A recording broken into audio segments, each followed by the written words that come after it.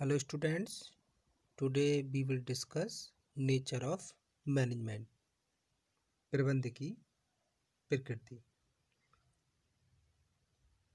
कुछ लोग प्रबंध को कला कहते हैं और कुछ इसे विज्ञान की संज्ञा देते हैं। सत्यता वास्तव में उन दोनों के बीच की एक धारणा है, तो हम इस कॉन्सेप्ट को भी इसके नेचर के अंडर डिस्कस करेंगे। देखिए, एक दर्शन के रूप में प्रबंध एक निरंतर परिवर्तनशील धारणा है। सामूहिक क्रियाओं में बदलते हुए स्वरूप के साथ साथ इस शब्द ने नया प्रवेश पाया है। यही कारण है कि प्रबंध की प्रकृति के संबंध में भिन्न भिन्न विद्वानों ने अपने अपने समय पर अलग अलग टाइप से इसको डिफाइन किया है। अब हम इसको कुछ पॉइंट बेस पर देखेंगे। जैसे फर्स्ट है management as an inborn ability. प्रबंध एक जन्मजात प्रतिभा के रूप में।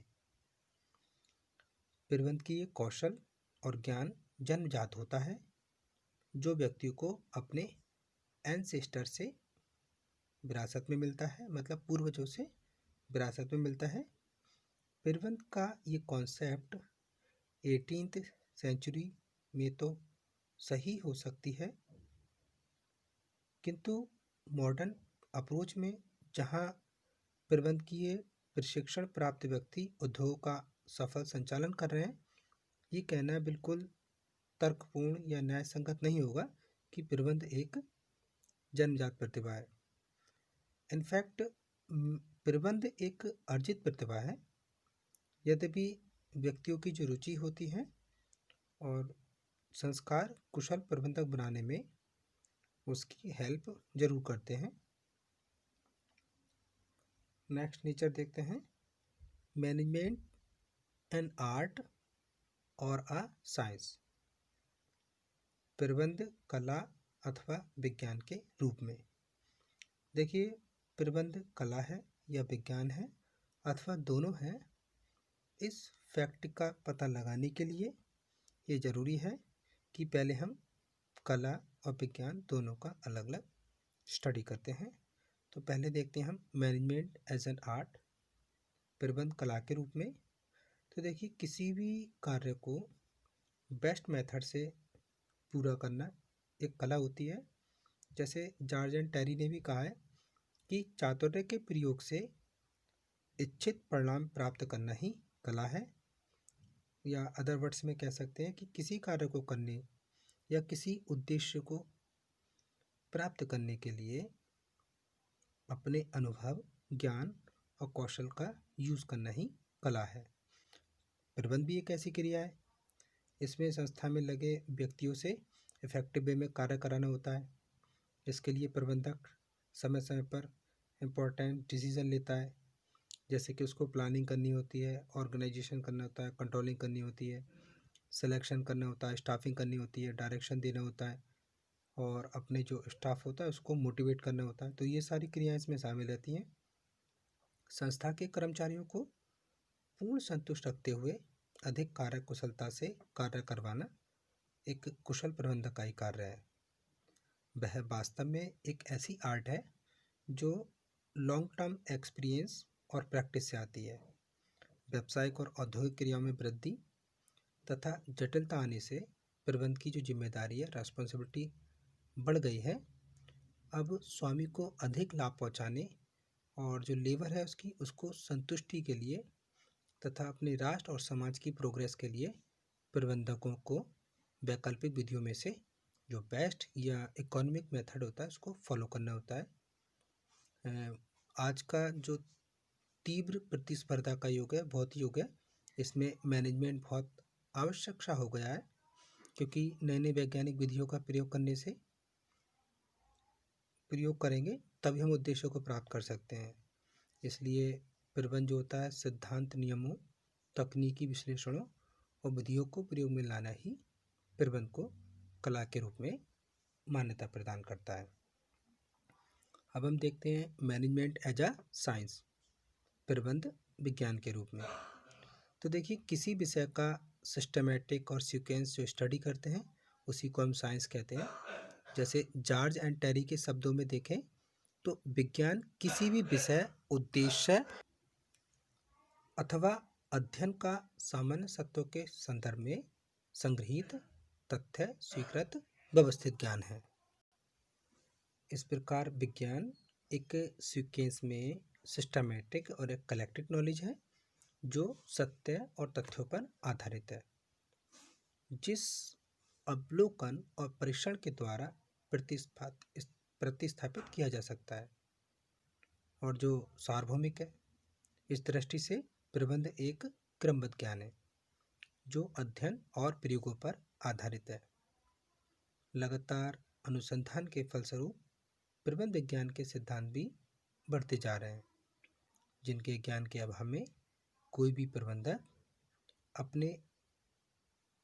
अपने रसायन विज्ञान के सिद्धांतों की तरह सार्वभौमिकता प्राप्त नहीं है।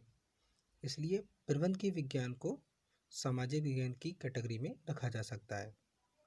प्रबंध के क्षेत्र में वैज्ञानिक विधियों के प्रयोग से जो भविष्य की अनसर्टेनिटी होती है, अनिश्चितताएं होती हैं, उनको हम काफ़ी कम कर सकते हैं, उनका फॉरकास्टिंग कर सकते हैं और साथ ही वर्तमान में उत्पादन, विनियोग, वितरण आदि की विधियों में भी हम इम्प्रूवमेंट करके बिजनेस को और अधिक प्रॉफिट दे सकते हैं, जो समाज के लिए हितकारी, हमारे राष्ट्र के लिए अधिक आय देने वाला बनाया जा सकता है। तो इस प्रकार हम कह सकते हैं कि प्रबंध एक विज्ञान है। अब हम देखेंगे number 2, management as both art and science. प्रबंध कला एवं विज्ञान दोनों के रूप में। प्रबंध विज्ञान ही नहीं बल्कि कला भी है, क्योंकि प्रबंध जहाँ विज्ञान के रूप में सिद्धांतों और नियमों का प्रतिपादन करता है, वहाँ कला के रूप में इन सिद्धांतों और नियमों को व्यवहारिक रूप में प्रयोग करता है।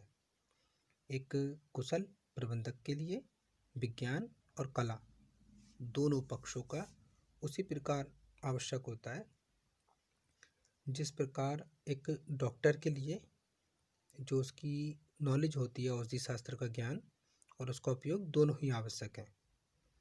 रॉबर्ट एन हिलकट ने भी बताया है कि प्रबंध क्षेत्र में कला और विज्ञान दोनों ही एक ही सिक्के के दो पहलू हैं। तो हम इस प्रकार कह सकते हैं कि मैनेजमेंट एक ऐसी प्रोसेस है जिससे पूर्व निर्धारित उद्देश्यों को कला और विज्ञान के हेल्प से प्राप्त किया जा सकता है। ऐसे ही अल्फ्रेड और बीटी ने कहा है कि बिना विज्ञान के चिकित्सक केवल झाड़ फूक करने वाला ही बनकर रह जाता है, अगर उसको विज्ञान का ज्ञान नहीं है। बिना सिद्धांतों के कार्य करने वाला जो तकनीकी विशेषज्ञ होता है केवल धूल में लठ मारने वाला रह जाता है, और बिना सिद्धांत ज्ञान के प्रबंधक अपना भविष्य को भाग्य भरोसे छोड़ देता है। इसलिए ये क्लियर होता है कि मैनेजरियल स्किल के लिए प्रबंध कला और विज्ञान का एक महत्वपूर्ण मिक्सचर है। इसलिए प्रबंध को विज्ञान और कला दोनों को मानना लॉजिकली ठीक है। अब देखते हैं मैनेजमेंट एज अ प्रोसेस। प्रबंध एक प्रक्रिया के रूप में। कुछ विद्वानों ने प्रबंध को एक प्रक्रिया के रूप में माना है। तो ये विद्वान बताते हैं कि प्रबंध एक ऐसी प्रक्रिया है जिसमें planning, organization, coordination, motivation, control शामिल हैं और इनका निष्पादन व्यक्तियों और साधनों के उपयोग द्वारा उद्देश्यों को निर्धारित एवं प्राप्त करने के लिए किया जाता है।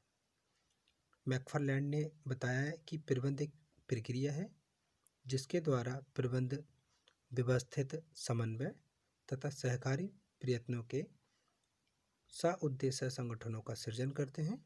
तो इस प्रकार ये क्लियर होता है कि प्रबंध लक्ष्यों की प्राप्ति के लिए समूह के प्रयासों एवं साधनों के बीच सार्थक समन्वय स्थापित करने वाली एक विशिष्ट प्रक्रिया है। Next, management as a universal activity. प्रबंध एक सार्वभौमिक क्रिया के रूप में। कुछ विचारक ये भी मानते हैं कि प्रबंध सार्वभौमिक क्रिया है, मतलब प्रत्येक कार्य में मैनेजमेंट एलिमेंट आवश्यक है। इन विद्वानों के अनुसार प्रत्येक व्यावसायिक या गैर व्यावसायिक संस्था को अपने उद्देश्यों को प्राप्त करने के लिए और व्यवसाय के कुशल एवं सफल संचालन के लिए planning, organization, coordination, decision making, direction इनकी आवश्यकता होती है। प्रबंध तत्व school, colleges, agricultural farm, government offices, business institution, club, church, mosque, temple, खेल मैदान आदि का अलग अलग हो सकता है, किंतु इसमें जो मोस्टली बातें होती हैं वो लगभग समान होती हैं। इसलिए विद्वानों ने प्रबंध को सार्वभौमिक क्रिया के रूप में माना है। श्री अरविंद मफतलाल ने प्रबंध को सार्वभौमिक के रूप में स्वीकार करते हुए कहा है कि जहाँ कहीं उपलब्ध साधनों का सबसे कुशल उपयोग सुनिश्चित करने और निश्चित लक्ष्यों की प्राप्ति को सुगम बनाने की आवश्यकता है, वहाँ वहाँ प्रबंध संबंधी तकनीकें न केवल अनुकूल हैं बल्कि आवश्यक भी हैं। अब हम देखते हैं मैनेजमेंट एज अ प्रोफेशन, प्रबंध एक पेशे के रूप में। देखिए, औद्योगिक क्रांति ने प्रबंध की विचारधारा में परिवर्तन किया है। जहाँ पहले प्रबंध को जन्मजात प्रतिभा माना जाता था, वहीं आज के समय में प्रबंध को एक पेशे के रूप में माना जाता है, एक प्रोफेशन के रूप में माना जाता है। आज के समय में प्रबंध एक ऐसी कला के रूप में डेवलप हुआ है जिसके लिए विशिष्ट ज्ञान और चातुर्य की आवश्यकता है, और वह ज्ञान और चातुर्य को एक निश्चित मेथड, एक निश्चित विधि से प्राप्त किया जा सकता है। इसलिए प्रबंध को एक प्रोफेशन के रूप में भी माना जाता है। Next, management is a social responsibility, प्रबंध एक सामाजिक उत्तरदायित्व के रूप में। आज इंडस्ट्रियल सेक्टर के बढ़ते हुए स्वरूप के साथ साथ प्रबंध न केवल अपने स्वामी के प्रति रेस्पॉन्सिबल होता है बल्कि पूरी सोसाइटी के प्रति भी उत्तरदायी होता है। अदर वर्ड्स में कहें तो प्रबंध का मूल उद्देश्य केवल प्रॉफिट अर्न करना नहीं होता है, बल्कि समाज के जो विभिन्न वर्ग हैं उनके इंटरेस्ट को ध्यान में रखते हुए minimum cost per best goods उसको उपलब्ध कराना होता है। प्रोफेसर डिकर के अनुसार देखें तो ये प्रबंध का सार्वजनिक उत्तरदायित्व है कि वह उन्हीं कार्य को करे जो जनता के हित में हो। ऐसा करने से वह स्वयं के हित में कार्य करेगा। इसलिए ब्रिच ने भी प्रबंध को एक सामाजिक प्रक्रिया माना है। नेक्स्ट देखते हैं मैनेजमेंट एज अ सिस्टम, प्रबंध एक प्रणाली के रूप में। आज के युग में व्यावसायिक जटिलता पर विजय पाने के लिए संस्थाओं का प्रबंध पद्धति विचारधारा के आधार पर करना चाहिए।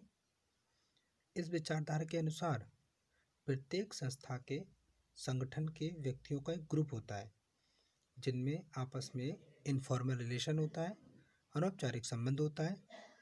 इन व्यक्तियों में से प्रत्येक व्यक्ति अपना अलग अलग उद्देश्य लेकर नहीं चलता, बल्कि ऑर्गेनाइजेशन के उद्देश्यों के अनुसार ही अपना कार्य करता है। अतः प्रबंध को संपूर्ण संगठन की एक पद्धति मानना चाहिए, तभी वह उपक्रम का प्रबंध सफलतापूर्वक कर सकेगा। एक विद्वान के अनुसार प्रबंध की पद्धति विचारधारा सभी क्रियाओं के एकीकरण और समन्वय पर बल देती है, साथ ही उसमें उप पद्धतियों के पूर्ण विकास की ओर भी पर्याप्त ध्यान देती है। नेक्स्ट देखते हैं मैनेजमेंट एज अ डायरेक्शन, प्रबंध एक निर्देशन के रूप में। प्रबंध एक निर्देशन ही है क्योंकि प्रबंध अपने अधीनस्थ कर्मचारियों को कार्य सौंपने एवं उनका उत्तरदायित्व निर्धारित करने के बाद समय समय पर उनकी जो क्रियाएं हैं उनका निर्देशन करता रहता है। आज के समय में प्रबंधक अपना अधिकांश समय अपने अधीनस्थ कर्मचारियों को निर्देशन देने में ही स्पेंड करता है। इस कारण प्रबंध को मूलतः निर्देशन कहा जाता है। तो आज की वीडियो में हमने नेचर ऑफ मैनेजमेंट, प्रबंध की प्रकृति को स्पष्ट किया। तो आज की वीडियो के लिए इतना ही। Thank you very much students.